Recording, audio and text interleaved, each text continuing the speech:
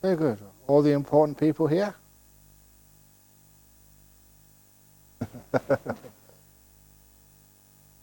Namo tassa bhagavato arahato samma sambuddhassa.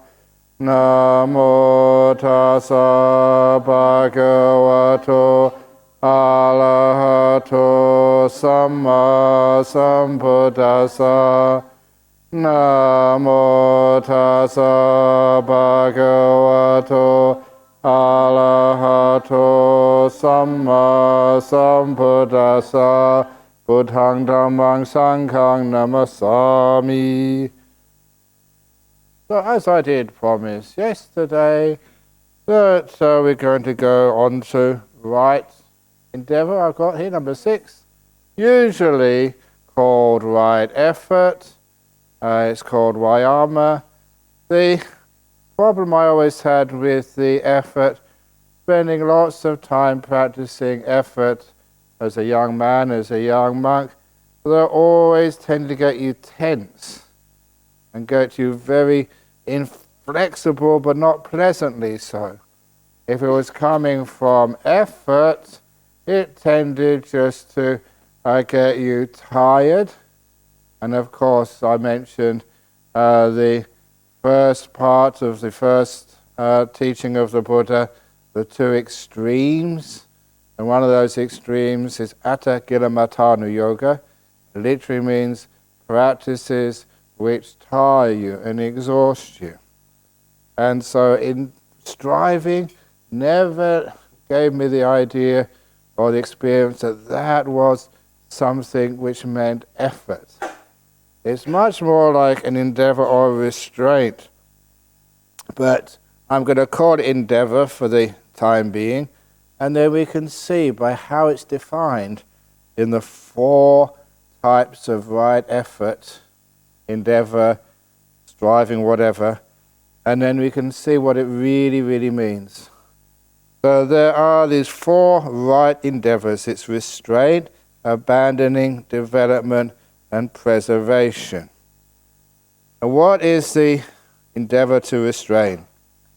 When you see an object, you do not let yourself get sucked in by any characteristics or features that generates defilements. Since if you left the faculty of sight unrestrained, unskillful states of wanting and aversion would afflict you. Instead, you practice wisdom when seeing. You guard the faculty of sight, and you undertake the restraint of sight. The same with sound. Notice the smell, sense the taste, felt a bodily feeling, or having cognized something in the mind. You do not let yourself get sucked in by any characteristics or features that generate defilements. Since you left the mind faculty unrestrained, unskillful states of wanting and aversion would afflict you. Instead, you practice wisdom with the mind. You guard the mind, and you undertake restraint of the mind. So this is when you may be going past the shops, and you see this really amazing, like a car, a Ferrari, if you like cars. You may see this wonderful Ducati motorbike. You may see this incredible handbag. Or whatever it is you see in the shops. And you think, if I don't practice restraint, then you get sucked in and you want it. You want to buy it. A gentleman, and I couldn't believe this happened, that he came to Nolamara Temple and he said, would you like to have a TV? Now, a big flat screen TV. Said, no, as monks, we don't have TVs. Oh, you don't for the monks' quarters, watch documentaries. No, we don't have TVs. What about in your centre somewhere, where you can show important documentaries? I said, no, we don't need a TV. He said, well, I brought one for you. Without even asking whether they want one. I said, what do you buy it for? Why do you need one for home? I said, no, I've got plenty of TVs at home. Now, why did you buy it? Because it was on sale. And that was the only reason he bought that TV, because it was on sale. It was a bargain, something he couldn't miss, he couldn't walk by. So sometimes I don't know, maybe you can tell me afterwards, that's beyond my sphere of wisdom. But if you don't leave the sense faculties unrestrained, of course you get sucked in and you buy these things when you don't even need them. Or the other thing is, you see something you really don't like, and it's that person again. They hurt you last time, and you see them, and they haven't even said anything yet. They could be nice and kind. But as soon as you see them, the states of wanting and even fear can afflict you. So instead, you practice restraint with what you see, what you smell, what you hear. Just you don't allow yourself to get, I like the word sucked in, because it reaffirms what I was saying with watching TVs. I'd say watching movies on the TV or football matches. You do get sucked in, you don't follow restraint. You let yourself because you want some excitement or you want some emotional journey of a movie, and you get sort of sucked in there, and that means you are going to generate unwholesome defilements or anything of these things which can really create a lot of problems for you and for others as well. But when we have endeavour of restraint, it means restraining the senses, we feel peaceful. We don't get sucked in, we don't get excited or want stuff, we don't have any problems to do. So this is called that restraint of the mind, restraint of the senses. And the endeavour to abandon. And what is the endeavour to abandon? Here, you do not maintain an arisen motivation of wanting. You abandon it, letting go, renounce it, bring it to cessation. So if you do see some wanting, some lust, craving come inside of you, you notice it, and you find a way not to develop it and accept it and embrace it and to celebrate it. Any of those wantings is going to cause trouble later on. So you just renounce it. You find ways, so arisen motivations of wanting, you let it go. What we do as monks, it's whenever we have a novice ordination, and that young man in the back is going to be ordaining as a samanera in how many days' time? A week today. Ooh. And he may get upset at me saying this, but he is a little bit old in the tooth. But if it's a young fellow becomes ordained, they're still young in the prime of their life and still got a lot of hormones going through their body. So sometimes, that it explains why it's been the custom in all ordinations, even for women, for little novice nuns, to do the 5 recollections, the 5 meditations, sometimes they say. And those meditations, hair of the head, hair of the body, nails, teeth, and skin. And as Stephen knows, he has to memorize those words in Pali, and we do a little examination as part of the ordination procedure. It's been going on for over 2,500 years. But I always wondered why. Why to young novices, male and female, they have to do these 5 recollections: hair of the head, hair of the body, nails, teeth, and skin. And then after many years of reflection, I have my theory of why we do this. And it's ordered to restrain the senses, especially if someone sees a really beautiful girl coming into the monastery, or a hot guy, if you're a lovely nun, and if you see somebody who's attractive coming in, you're supposed to remember the 5 reflections: hair of the head, hair of the body, nails, teeth, and skin. So you may see Taylor Swift walk into this retreat center. And do you get excited, or do you watch hair of the head, hair of the body, nails, teeth, and skin? You look at her hair. It's all dead. Because, remember your biology, the hair of the head over here, that's dead stuff. The roots, the thing which is alive, is actually underneath the scalp. So all you see over here, the head, is just dead matter. It's true. That's why you can cut your hair and you don't scream. You cut my finger and I'll scream. So, hair of the head, dead. Hair of the body, that's dead too. Now they do have little, you can see, I remember a girl from once, she had a little moustache on here. She was really, well she did, really, really upset when I pointed it out to her. It's true. Anyway, you can't, it's only a tiny one, you can just see it a little bit.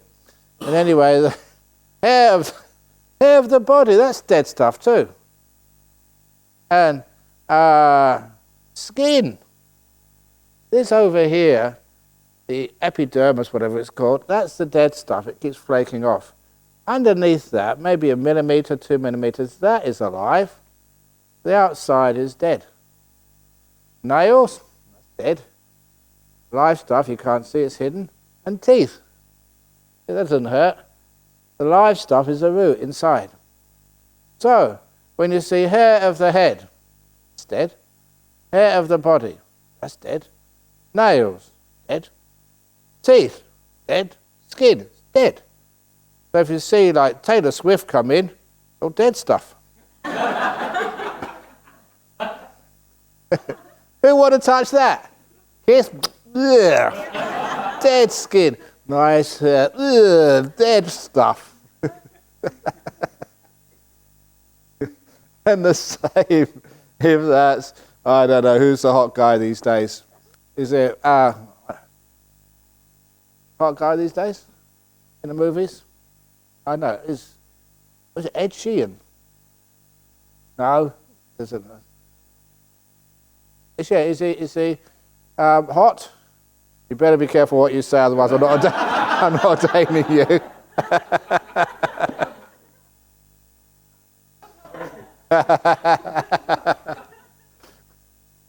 But anyway, just dead stuff, that's all it is. So what it really is doing. Now, that's not for a person to get grossed out. What it's really doing is just balancing. So if you see something very beautiful, you just balance it with a negative. If you get very upset and negative to somebody, you balance it with a positive. So in other words, you get this even, so you don't have wanting, not aversion, but just, there's a human being coming into the temple. So that's when we can abandon arisen lusts, wanting, desires, or arisen aversions. If something aversion, something you really don't like. You're just living in Thailand with so many snakes around. And so instead of getting averse to snakes or getting upset at snakes, they're just animals in the forest. You soon got an empathy for them. They went their way, you went your way. You just had this wonderful, peaceful coexistence with the snakes. Remember many lovely snake stories. There was one when I was early in the morning. I'd be meditating all night. We used to do that once a week. And then go out into the jungle, to urinate. And urinating the Asian style, squatting down. Much more comfortable. But so I was squatting down, urinating, and it was the first light, so it wasn't that bright. But you could, see where you were going. When you were a bit tired, meditating all night, and as I squatted down to urinate in the forest, I really did think that I was urinating on a stick. Until the stick started moving. And I was literally peeing on a snake. And it was a very venomous snake as well. It was very dangerous. But, for you guys, I always say the guys, you can only empathize with this. Women maybe a little bit. The most sensitive part of your body was about that far from the snake's mouth. No protection. That was dangerous. But that snake, that didn't bite me at all. It didn't actually try and escape. It just moved a little bit. And then just lay there. And I thought, why doesn't it get angry and upset? Why does it run away? And I thought afterwards, I should have known it straight away. Now that was in Thailand, in a very good forest monastery. And that snake, he must have felt, now this is how I read his mind, that he was being blessed by holy water. Also, it was warm holy water in the middle as well. So, give me more, the snake says. I don't get on to that one, I don't know, anyway. But no, aversion, that's right. So if you have aversion, even to snakes, you find out you're afraid, they're afraid, and then you sometimes get into trouble. But, if you have no aversion, you just calm that down. It's amazing how safe you can be.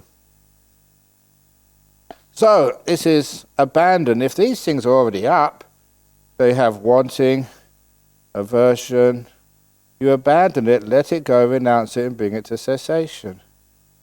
That's called the effort to abandon.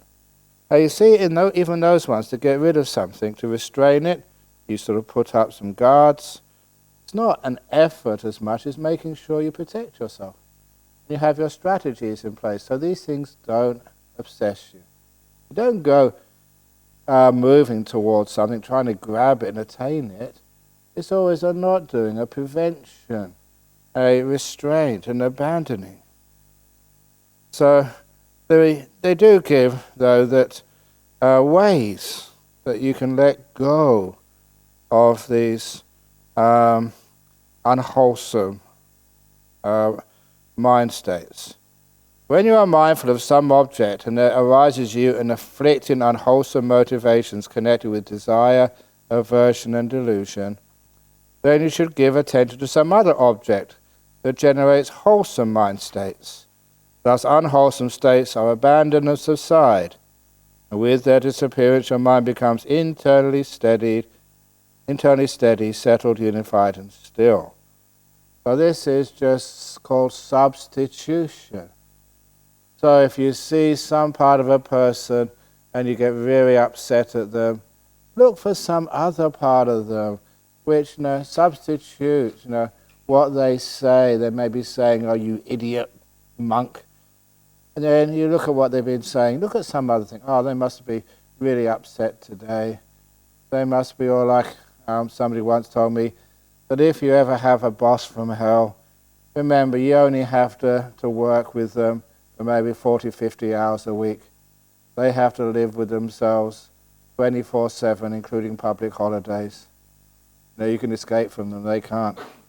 So seeing something else which actually balances, your aversion, to some sort of compassion, some sympathy.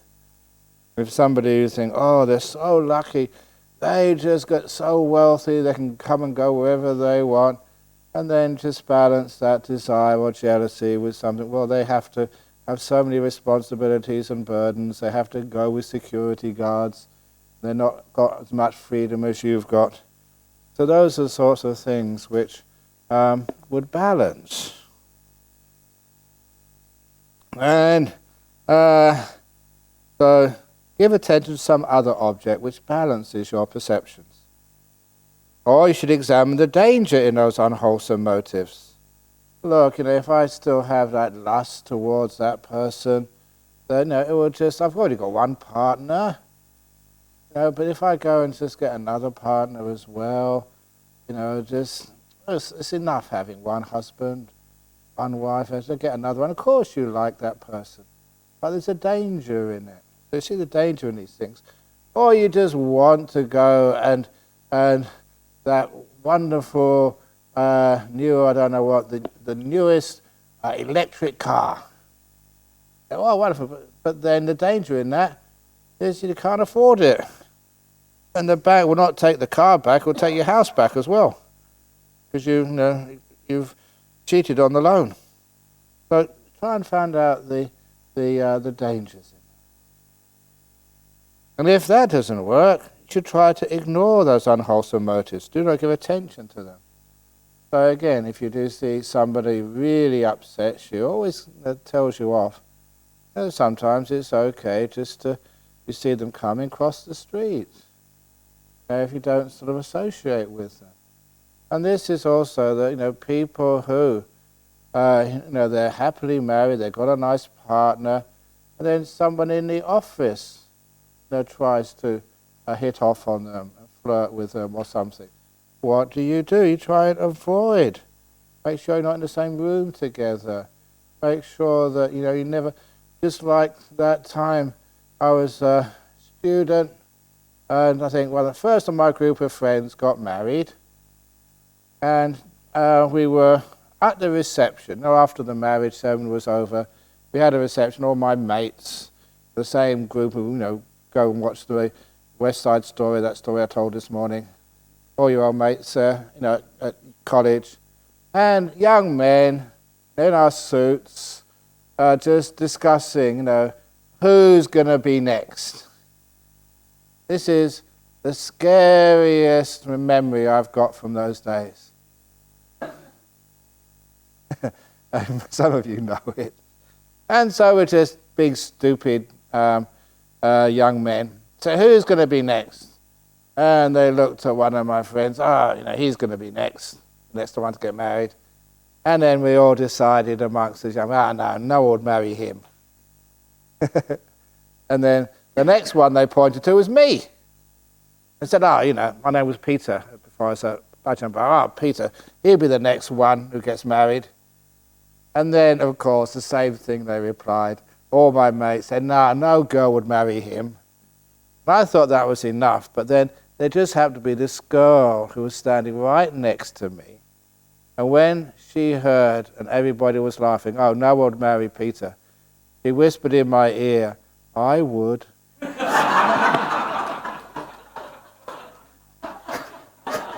I've never been so scared in my life. And that's where I ignored that girl. I was made sure there was a long distance between me and her, poor girl, and I did not give attention to her at all. So that's avoidance. Poor girl. But anyway, she was good that she never married me. And the other way around too. And so ignore the motives. Don't pay attention to them. Just take another object. Or you should give attention to studying the cause of those motives. Go underneath them. Why? If you've got that lust or that ill will or that wanting, why do you want to go shopping? Why do you want to go and take addictive substances? Why? You find out the reason behind them. And of course, again, mentioned many times with addictions, it is because you don't really think you're worth being healthy, being free. Or it could be just bad habits. Or it could be many reasons. Sometimes some underlying trauma, the way we sort of escape from just being with this moment. Sometimes if the moment is unpleasant, we all have unpleasant times, maybe not sleep at night, you feel a bit tired, you feel a bit sick, you're low energies. In those times, it's so easy to turn on the TV and watch stupid stuff, anything, because you're tired, or to take sort of alcohol or drugs. And you find that quick fix are big problems afterwards. So it's much better just to stay with the unpleasant feeling, the yuckiness of this moment, because it does pass. And you get much stronger afterwards. Whenever you feel a bit down and life is grey and a bit unfair and bleh, instead of making it worse by going to addictive substances, we just stay here. Soon the sun comes out. As said, I think somewhere recently, it's just like the winter times, which I grew up with in England. Everything looked dead around February or March. Outside it was cold. No animals were really around. And there was just maybe a couple of birds in the sky. All the little animals were hiding, they're hibernating. And there was no flowers coming out, and all the leaves were like skeletons, the deciduous trees which drop their leaves. But then you get comes April, May, then it just explodes in colours and flowers and birds and bees, and just everything just is almost like a different country. And so that's one of the reasons why that you always hang out a little bit longer. Those seasons of life tell us that it does pass. So hang in there. Wait, watch these things change. When they do change, you didn't have to just try and escape. Just hang in there, and then when it comes good, see that, and then you realize you don't need to disappear into addictions. You can be with life, and it's not so bad. So give attention to stilling the cause of those motives. Why are you just fantasizing or getting angry? So you just leave that alone. Or just as a very, very last resort, clench your teeth with your tongue pressed against the roof of your mouth and reach down to strain and crush in. I'm putting my tongue at the roof of my mouth and crush any afflicting unwholesome motives. So, but that's only in cases of dire emergency. In other words, you're just about to creep up to Ajahn Brahm's room and just to kill him with an axe because of all these stupid jokes he says, and you've had enough of these stupid jokes. Please put forth effort at that point. Strive, clench your teeth, and just constrain any murderous thoughts against your teacher. In other words, it's only in extremes you go that far, because it is very, very, it's not really good you even got to that place where you have to use such force. So most of the time here, it's like using wisdom power. Giving attention to some other object. Examine the danger in those unwholesome motives. Or ignore them and give attention to finding out the causes of those things. It's only the one there at the very end. That it's not wisdom power, it's just you're in big trouble, so make sure you just stop before something terrible happens. So that's the effort, the energy, or the endeavor to actually to abandon things which have already arisen. Number one is restraining the bad stuff. Number two is abandoning stuff which is already there. First, closing the door to it, and kick him outside the house. If your house, your mind, your heart, your body, your life, if they are unwholesome. And the next one is to develop. And the developing wholesome qualities, this is one of the greatest ways, the best ways to stop unwholesome things coming in your mind, like wanting, ill will, jealousy. One of the best ways to stop that is to fill up the house with good people.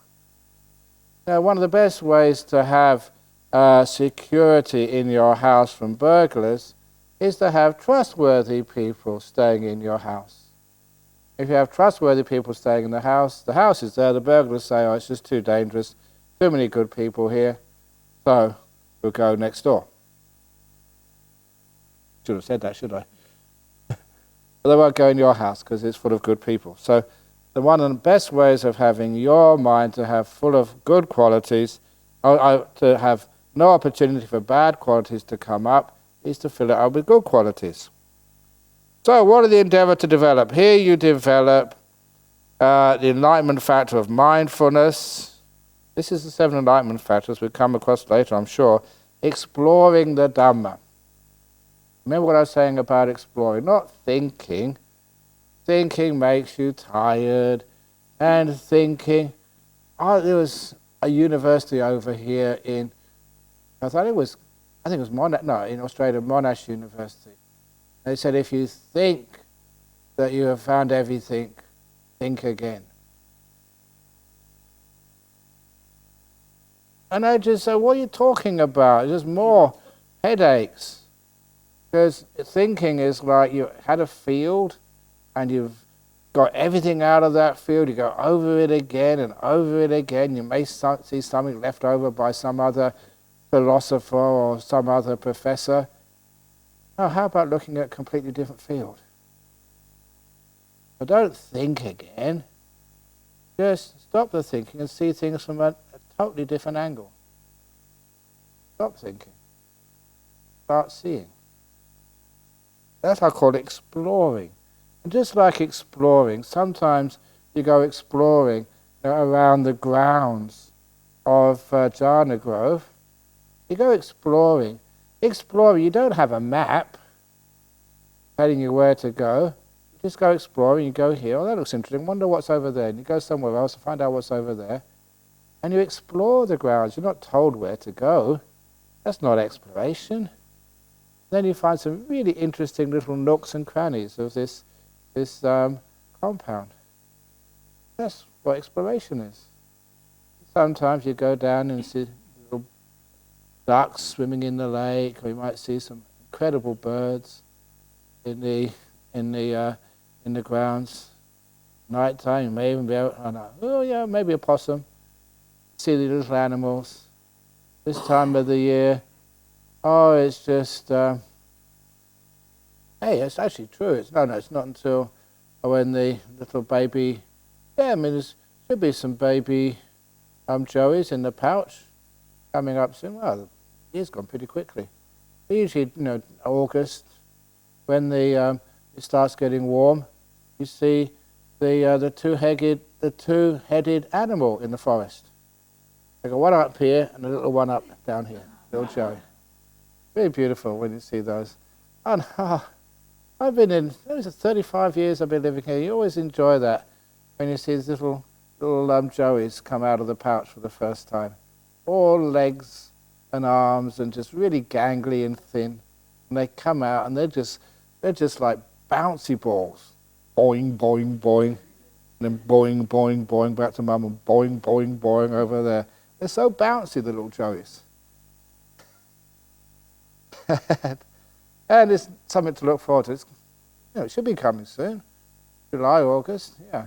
So you may see some of the kangaroos a little bit fat done, and if you're very lucky, it's a nice warm afternoon, you may see a little head poke up. Really cute. Have you seen any yet? I haven't seen. Oh, there's lots of kangaroos. Sorry?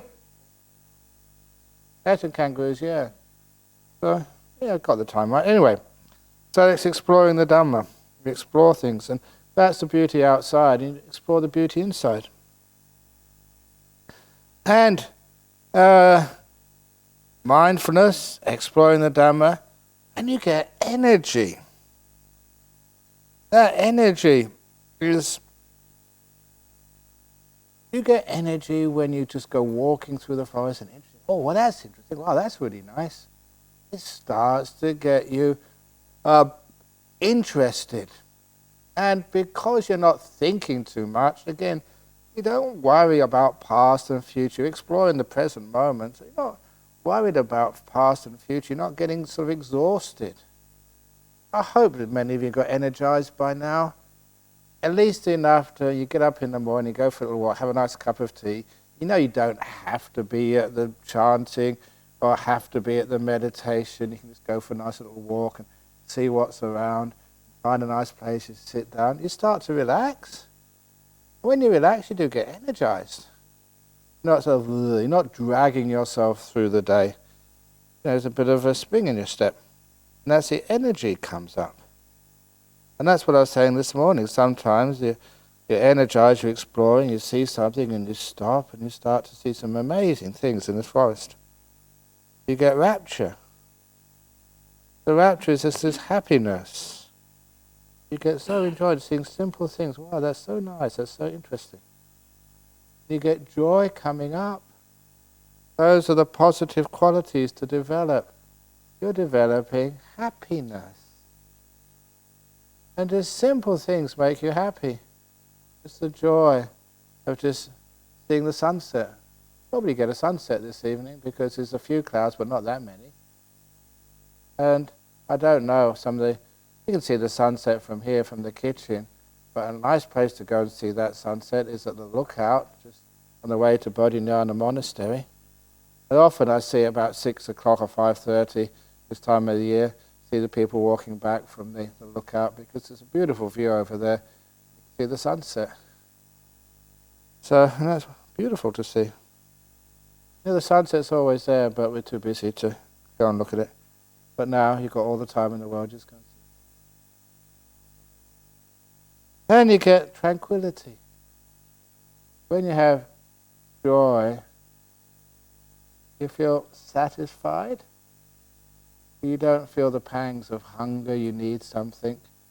You're settled, you're full, peaceful, because it's called tranquility. It's satisfaction. You can get that. One of my old friends, he could never get any satisfaction. Mick Jagger. That was a joke. Remember Mick Jagger, Rolling Stones? I can't get no satisfaction. But he should have become a monk. He got lots of satisfaction. Anyway, the tranquility. And from the tranquility, the stillness, it just builds. Now, all of these things, you see, you don't get them through trying. Trying just wears out your energy. The energy, the rapture comes naturally, tranquility, stillness. Stillness.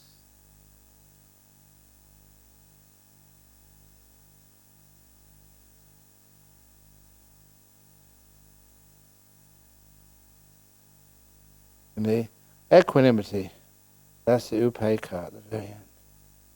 Every one of which is based upon seclusion, bringing yourself in, physical and mental, things fading away, cessation, maturing and released. The endeavor to develop. Those are the enlightenment factors, by the way. That's how they grow. And of course the last one is the endeavor to maintain.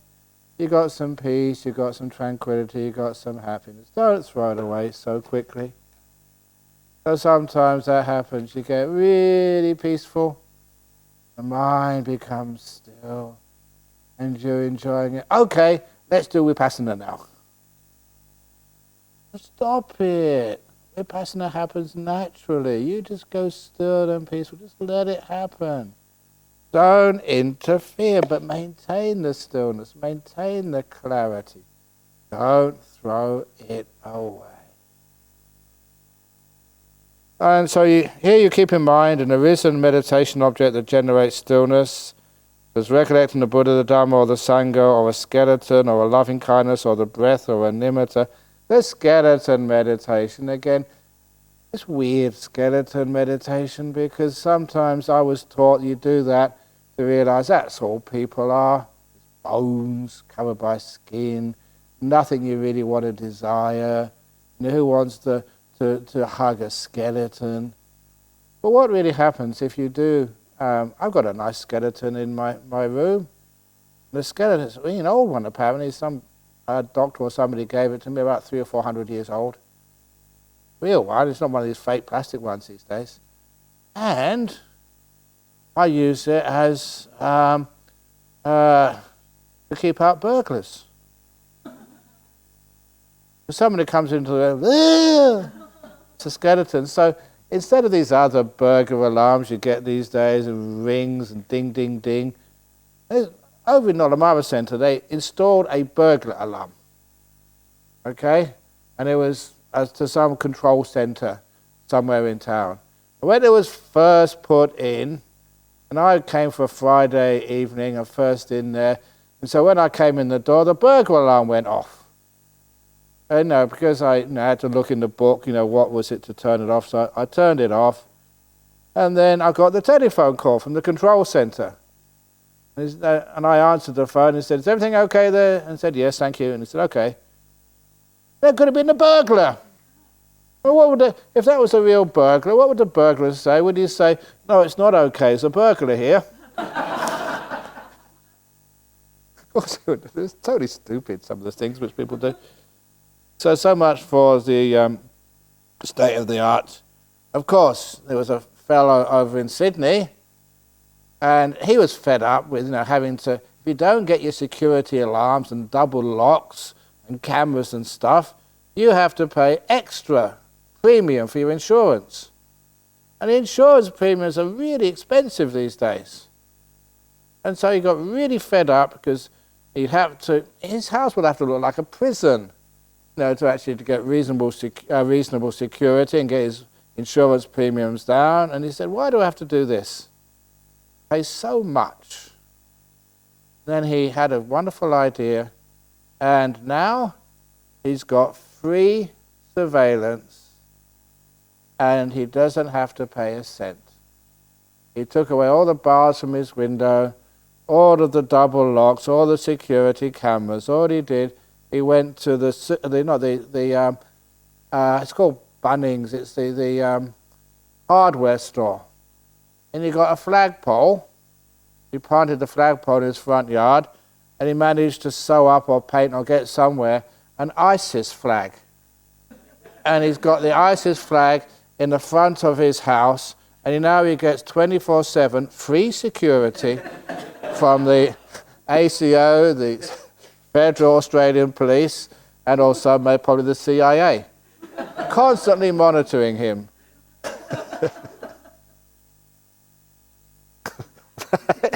That is free security.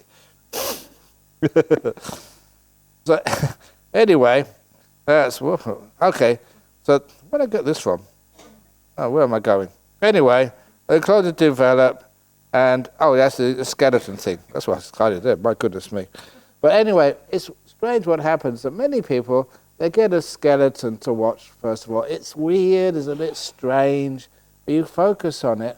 No matter how many people they do the skeleton meditation, or especially the skull, and after a while, it just grabs your attention. It's sort of weird and interesting. You haven't done it before. It's unusual. But it's quite easy to focus on. You can close your eyes. You can visualize the skeleton. And it starts to become very bright. Remember I mentioned the whites become deeper whites than ever before. Because of the stillness, you're not doing anything. It grabs your attention. And it's very, very bright, like it's been polished. It becomes luminous. It becomes one of these nimittas. Lots of people actually get that. They're just going to think it's a bit weird at first, and then they watch it, and then they close their eyes, and they can actually visualize it. It's pretty easy to visualize. Try that now yourself. Close your eyes. Can you visualize the skeleton? Yeah, go on. And you focus on it. It's weird, isn't it? Strange seeing a skeleton. And then after a while, stay like that because it's new, interesting. After a while, it starts to get very clear and very luminous. Okay, you can open your eyes now. So this is sometimes what you can do with something like a skeleton, something primeval in us, that it sort of grabs our attention. Anyway, that those are good meditation objects, which it's not negative. It generates stillness and easy to watch. The recollection of the Buddha, the Dhamma, or the Sangha, loving kindness. Haven't done much on loving kindness yet, but obviously we'll do. Beautiful loving kindness. And you can combine these things. Like loving kindness on the breath. Your breath is looked after you all your life. Have you ever said thank you to your breath? Even when you are asleep at night, the breath still does its work. It never stops. Always looking after you, getting just the right amount of air in, and just allowing all of the used products to come out. Beautiful little thing, this breath. When you're working hard or running or walking up the hill, you're out of breath, the breath tries hard to get the oxygen back again. So it's a wonderful little thing. So I sometimes use that, just my breath. Oh, thank you so much for breathing. Never let me down once. All these almost 67 years. Thank you so much. And when I look at my breath like that, because I look at it with kindness, it's like it smiles back at me. The breath becomes that little bit more happy, more joyful, easier to watch. So look at my breath, breathing in. And then it's so easy to get engaged with your breathing. You're watching your breath go in, go out. It's wonderful, loving kindness. May my breath be happy. You can go in whatever way you want. I'm not going to force you.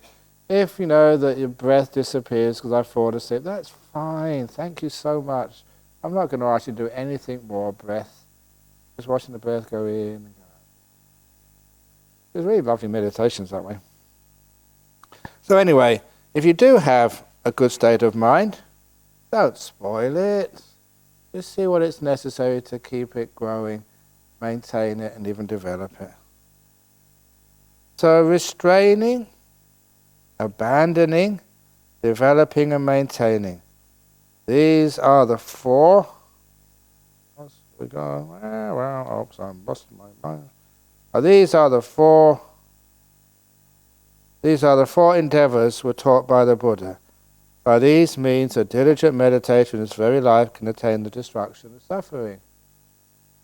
So those four, they call them right efforts, but right strivings doesn't really work. Right endeavors, getting closer, but right stopping, it's right saying no. Just to stop bad things coming in the mind. Keep good things coming in the mind. They're in the mind, find a way of getting them out. It's just like the health of the body. The health of the body, enough good food, good things coming in, exercise, rest. How do you keep a healthy body? Keep pushing it, striving. You really get great health that way. Understanding your body, looking after it, resting when it needs rest, exercising when it needs exercise, just learning how your body works. You get good health, you know you got good health, you maintain it. You get sickness, how you can deal with sickness so those diseases can leave you. So this is actually the right efforts with the body, the right efforts with the mind. Anyway, so any questions or comments on that?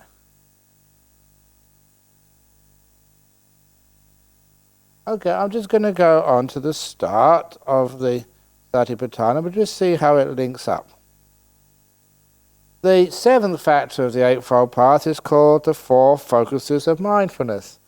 Sometimes it's called the Four Foundations of Mindfulness, but the foundations doesn't really what does it mean, foundations? The foundations are, the concrete, the bricks of what you build this building on.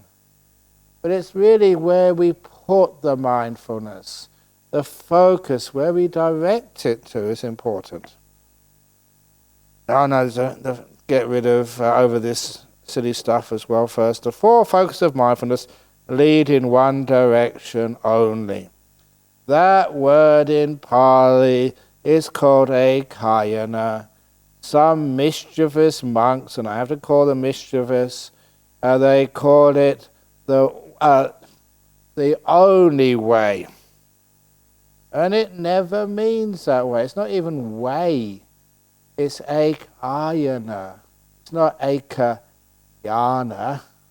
That's just wrong Pali. It's not ekayana, it's ekayana, a going. And so even all the commentaries, all of the people who know Pali would always say this does not mean the only path. The only path is reserved for the Eightfold Path. So people do that, and they put this sometimes mindfulness above and beyond what it was meant to be, like a one-fold path. It's not a one-fold, it's an eightfold path. The four focuses of mindfulness lead in one direction only, to the purification of beings, to going beyond sadness and crying, to the disappearance of physical and mental suffering, for the attainment of the true way, for the realization of Nibbana. What are the four? And, being a maths teacher, 1, 2, 3, 4. It's nice to list them sometimes. It's what we're used to. It makes it easier to see. And we can actually compare it now. 1. Having restrained the 5 hindrances, you abide aware of the body, energized, knowing the purpose of what you are doing and mindful. Having restrained the 5 hindrances, you abide aware of experience, Vedana, energized, knowing the purpose of what you are doing and mindful. Having restrained the 5 hindrances, you abide aware of the mind, the Chitta, energized, knowing the purpose of what you are doing and mindful. Having restrained the 5 hindrances, you abide aware of mind objects, energized, knowing the purpose of what you are doing and mindful. So the objects are the body, the Vedana experience, the mind, and the mind objects. Why those 4? And one of the reasons is that those are the places where we think we have a self or a soul. It's amazing just still how many people feel that their body is the essential part of them. And they don't really die, when their body gets burned or cremated or buried or something. It just, the real spiritual body corresponding to that somehow gets reincarnated in heaven when they die. And Vedana, this is a real me, happiness. The mind, the Chitta, this is the mind consciousness. That is an obvious culprit where people hang the head of an eternal soul. And lastly, the objects of the mind, and that obviously includes the will. So these ones over here, the focuses. But what is really important, having restrained the 5 hindrances, you abide aware of one of these 4 things, energized, knowing the purpose of what you're doing, and mindful. And of course, you see that having restrained the 5 hindrances. What we've just been doing before was in the right endeavor. That is where we practice the restraint. Not just there, but in the precepts as well. What comes before, in the Eightfold Path? Not just right view, the right motivation is where we start practicing restraint. We're doing all these things to make peace, be kind, be gentle. It's to let go. And then from that, we're restraining the physical appearances of our greed, hatred, and delusion, our defilements, by keeping right speech, right action, right livelihood. You've seen through this right endeavor, it is to restrain, abandon, develop and maintain wholesome qualities. You can see that is part of the restraining. So by the time you get to that 7th factor of the Eightfold Path, you've done a heck of a lot of restraining. Now some people, if they haven't had a decent translation, they would hear the translation in English, having abandoned grief and covetousness for the world. Don't know if you've heard Satipatthana before, and that's what I heard, having abandoned grief and covetousness for the world. And I thought, what does that mean? And one of the wonderful things about doing studies and learning Pali for yourself, the first time when I read through the suttas in Pali, not in English, but in Pali, you came across again and again the list of the 5 hindrances And the first hindrance was mostly called Kamachanda. This is in Pali, but about 40% of the time it was called Loke Abhija, which is what is translated a few moments ago, covetousness for the world. And there was just obvious, maybe 50 or 60 times. It was a synonym, an alternative, for the first hindrance. Most times the first hindrance in this list of 5 hindrances was called Kamachanda, 40% of the time, maybe 60% of the time Kamachanda, 40% of the time Loke Abhija. It was the same word. So the first part of this was having not abandoned the grief and covetousness for the world, it was having restrained that first hindrance. And the second word, what was called grief, it was called domanassa. And there was only two places where in the whole list of the 5 hindrances, that took place number 2. Another synonym. And of course, the Satipatthana Sutta, as in 2 places in the Sutta Pitaka, one the Mahasatipatthana in the Digha Nikaya, that's the long discourses, the other one, number 10, in the Majjhima Nikaya. And they have what they call the commentaries, written a long time ago, and in both of those sutras the commentaries say, yes, Loke Abhija Domanassa refers to those first 2 hindrances. And they also said that when the first 2 of a group are mentioned, it means a whole lot of a group. It's just the nature of that language, its idiosyncrasies. So the Eightfold Path would sometimes be called right view and right motivation, etc., instead of going through the whole list. So what that meant, the arguments were very clear, and it makes the Satipatthana much more understandable, having restrained the 5 hindrances. And of course, those 5 hindrances, it's not just the concern for the 5 senses and ill will. It's not just the wanting and the ill will. It's the sloth and torpor, the restlessness and remorse and the doubt. Those are the 5 hindrances. And if you've got any one of those, you're not really sort of being mindful. You got sloth and torpor, are you mindful? Then I wasn't asleep during the meditation. Yeah, sure. Your head was down here somewhere. I'm not restless. I'm not restless. I'm not restless. I'm always here. I'm just wherever I'm going.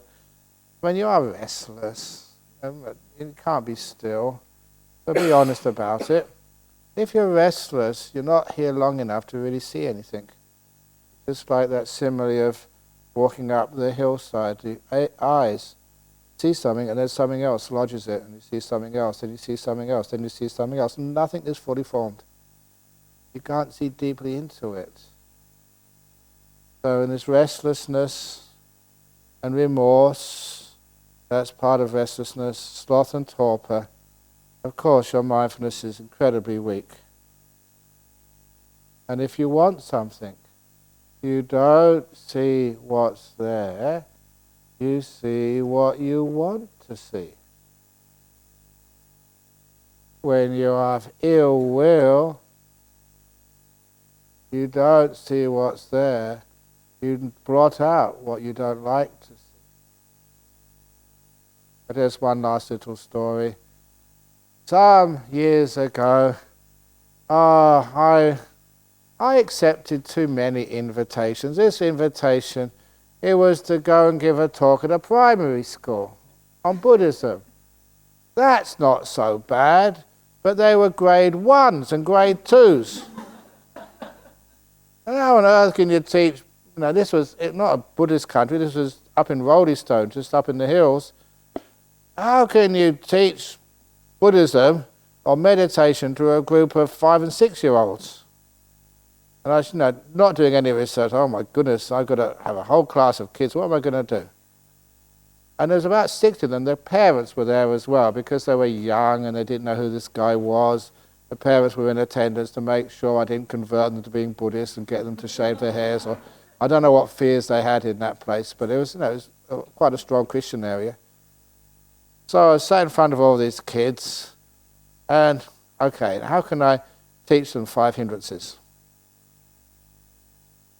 So I said, has any kid here ever, no, how many kids here like rice pudding? This is something simple, rice pudding. Very simple dish. And then, oh no, sorry, I did it the other way around. How many kids don't like rice pudding? Isn't it? It's very simple, it's just basically rice and milk and some sugar or something, maybe some jam on top. How many kids don't like rice pudding? And straight away, a couple of kids put their hands up. They probably had rice pudding and they hated it. So they put their hand up, we don't like rice pudding. And you know what happens in primary school? All the other kids looked around, and then a few kids saw these two with their hands up, so they put their hand up. And then a few more put their hand up. And after only about 2 minutes, it was about 100 kids, 2 classes in each level, had their hands up. Yeah, we don't like rice pudding. Okay, put your hands down. And of course the teachers and the parents wonder where I'm going with this. And then I said, now put your hand up if you've ever eaten rice pudding. And only about 4 kids put their hand up. And all the other kids got it straight away. They started laughing. This is, we see what we want to see. And if we decide we don't like rice pudding, straight away, we're not being mindful and aware if we eat rice pudding. We've already decided we don't like it. That is the hindrance. We see what we want to see. We just blot out. Rice pudding is bad, therefore it will taste bad. You know, that happened to me. My naughty, not really naughty life, just young men pushing boundaries. When I had my first glass of British beer, only 14 years of age. I think other people had it longer than that. But, you know, you're supposed to be at least 16 to go into a pub. You know, that's only with your parents. And 18, I don't know, can you go in a pub? I don't know anyway, but 18 to buy your own beer. You went in there with your mates, you know, I'm 18, give me a glass of beer. I remember, this was in Richmond, next to the Thames, and I remember having my first glass of beer. So exciting. I was growing up, pushing boundaries, and my first glass of beer. It was disgusting. Warm British beer. I know people do, say it tastes like urine, and there's some truth to that. No, actually, some people drink their own urine. I'm sorry for the beer is worse than the urine. But then afterwards, it only took about 6 months. I liked it because I had to. You know, this was England. You know, everyone had to have beer. You know, you go, come and have a beer, and it was a social, demand. You had to like beer. Otherwise, you weren't part of the group anymore. And it was so important for me to like that beer. It took me 6 months, but then I started to develop the taste for it, and it was nice. So that was hindrances again. You learn to like things which are just disgusting at first, simply because peer pressure. You taste what you want to taste. And that's really fascinating, just the way that those senses work. So that's actually the 5 hindrances. When those hindrances are happening, you can't trust whether what you taste is delicious or whether it's painful. But every now and again, when I was young, I used to take some chili sometimes, but these days, no way. And every now and again, you see these articles of these chili eating contests. These are crazy people. They eat these jalapeno, and they've got, I forget, some of the monks over there are into this, and they're into what's the really hottest chili, and it burns you. And this one fellow, this is super hot chili, I don't know where it was from, the hottest chili in the world, in the contest, and it went up to his brain, and he had these palpitations in his brain. It was really crazy stuff to eat. Fun. To me, that's perversion of perception. It's just the hindrances. That's painful, but you do it because you find it happy. You feel what you want to feel. So that's one of the interesting things. You've got to be very careful there. When those 5 hindrances are there, the mindfulness is skewed. You don't see what's there. You're not aware. You're aware of what people tell you. Is there what you believe? So it's not seeing what's true, seeing what you want to see. Or being in denial of what is a bit too challenging for you. I'll tell you more stories about that later, but that's just the introduction to the Satipatthana, the 7th factor of the Eightfold Path. More to come tomorrow. Sadhu, sadhu, sadhu. Very good. So, have a wonderful afternoon. Yeah, it's just talking about that. When I was over in Thailand in the jungles, sometimes it wasn't medicine, so I read this book, and I started to learn how to drink my own urine. Yeah. And there's another gentleman here who does that. And is that disgusting? How many people don't want to drink their own urine? Put your hand up. How many people have done it? You don't know what you're missing. Okay. Some people, that's disgusting. But how do you know?